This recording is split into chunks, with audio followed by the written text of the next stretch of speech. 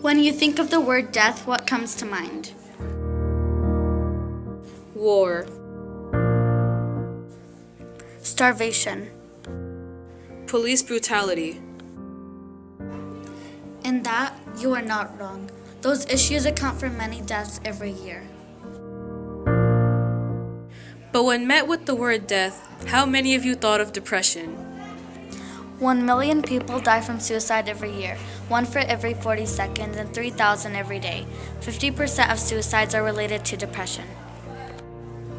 Doctors have developed many types of antidepressants to aid in curing depression. However, despite its success rate of 65% after the pill consumption for 6 weeks, a study of 70 trials of the most common antidepressants, including over 18,000 people, found that they double the risk of suicide and aggressive behavior. Like, one person described depression as a tornado.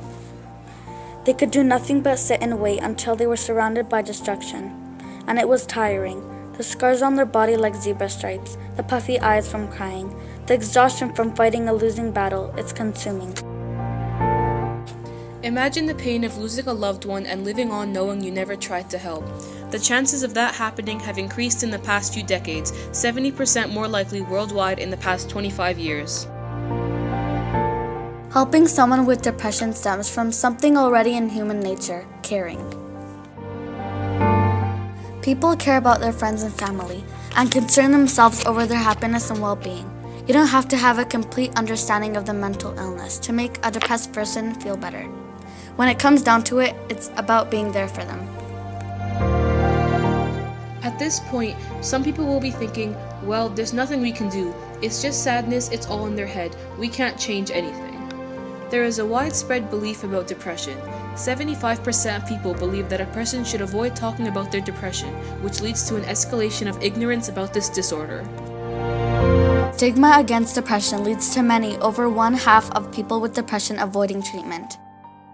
A 2009 study of 2,300 psychologists found that 69% of people using cognitive behavior therapy used it alongside other depression and anxiety treatment, and 30 studies of 5,159 patients proved this therapy and many other forms of it to be effective, and yet people still fear and avoid receiving these treatments due to our societal beliefs about mental illness.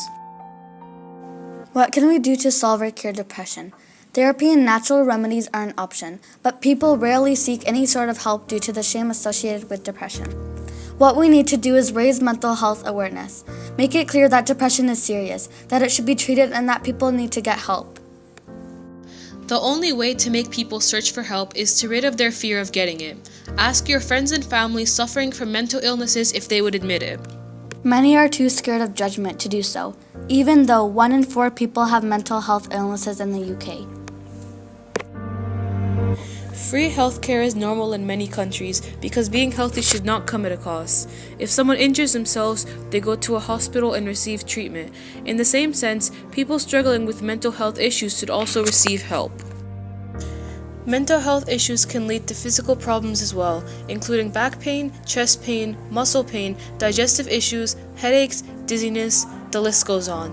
If you support free healthcare, you should support people with mental health issues getting help. So when you go home tonight, educate yourself. Search for suicide rates and mental health statistics. Search for how to help people who are struggling, how to stop it from happening. Stop the stigma against mental health by learning about it instead of shunning it. Depression and suicide rates have never been higher. Imagine a world where people with mental health issues feel understood and cared for. A world where they don't have to hide behind a fake smile and deal with the thoughts of ending their lives because it's not worth it anymore. Imagine a world where people aren't afraid of finding help, where they're not scared of judgment for wanting to better themselves. If we educated ourselves and stopped the stigma against mental health, that could be a reality. When people die as a result of war, people pray for them. When people die as a result of starvation, people start fundraisers for them. When people struggle with poverty, people offer money to help them through their rough times. So here's a thought. When people with depression commit suicide, why is it any different? Why are they any less deserving of help and care than other people?